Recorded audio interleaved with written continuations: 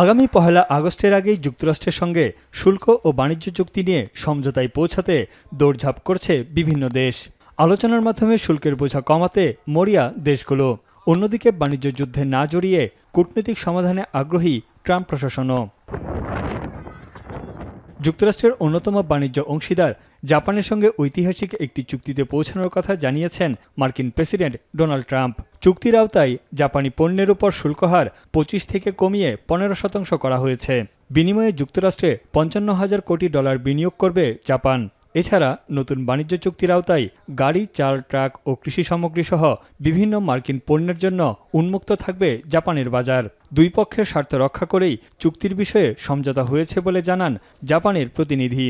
簡単な交渉ではありませんでしたが、しかし、緊密な日米間の協議を通じてですね、構築をされた相互理解と信頼関係を基礎として、本日両国の国益に資する合意ができたと。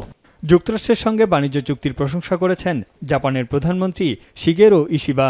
তার মতে এই চুক্তির মাধ্যমে জাপান ও যুক্তরাষ্ট্রের বাণিজ্য সম্পর্ক অনন্য উচ্চতায় পৌঁছাবে।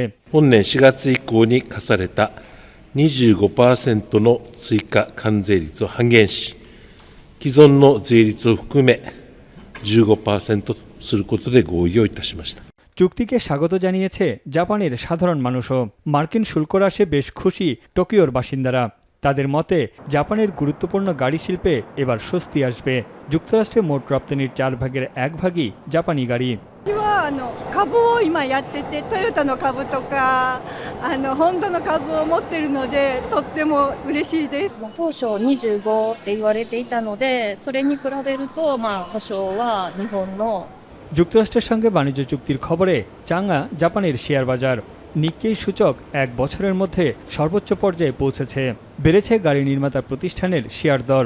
2024 সালে দুই দেশের মধ্যে দ্বিপাক্ষিক বাণিজ্য হয়েছে প্রায় $23,000 কোটি, যেখানে প্রায় $7,000 কোটি বাণিজ্য ঘাটতি ছিল। যুক্তরাষ্ট্রের পঞ্চম বৃহত্তম বাণিজ্যিক অংশীদার জাপান। এর আগে ফিলিপিন্সের সঙ্গেও যুক্তরাষ্ট্র একটি বাণিজ্য চুক্তিতে পৌঁছেছে বলে জানান মার্কিন প্রেসিডেন্ট। চুক্তির আওতায় ফিলিপিন্সের উপর শুল্কহার 1% কমিয়ে ধার্য করা হয়েছে 19%। এছাড়া দেশটির বাজারে প্রবেশ করবে মার্কিন পণ্য। এদিকে হোয়াইট হাউসে ট্রাম্পের সঙ্গে বৈঠক করেন ফিলিপিন্সের প্রেসিডেন্ট ফার্ডিনান্ড মার্কোস জুনিয়র। এরই মধ্যে ম্যানিলার দুই আঞ্চলিক অংশীদার ভিয়েতনাম ও ইন্দোনেশিয়ার সঙ্গেও বাণিজ্য চুক্তির কথা জানিয়েছেন ট্রাম্প। এদিকে ব্রাজিলের উপর 50% শুল্ক বহাল রাখলে যুক্তরাষ্ট্রের সঙ্গে বাণিজ্য যুদ্ধে জড়ানোর হুঁশিয়ারি দিয়েছেন প্রেসিডেন্ট লুলা দা সিলভা। বারবার আলোচনার মাধ্যমে সমাধানে আসার আহ্বান জানিয়েছে ব্রাজিল। এছাড়াও ইউরোপীয় ইউনিয়নের সঙ্গেও নতুন বাণিজ্য চুক্তির বিষয়ে শিগগিরই ঘোষণা আসতে পারে বলেও ইঙ্গিত দেন মার্কিন প্রেসিডেন্ট। তানভীর জনি, এখন বিশ্ব।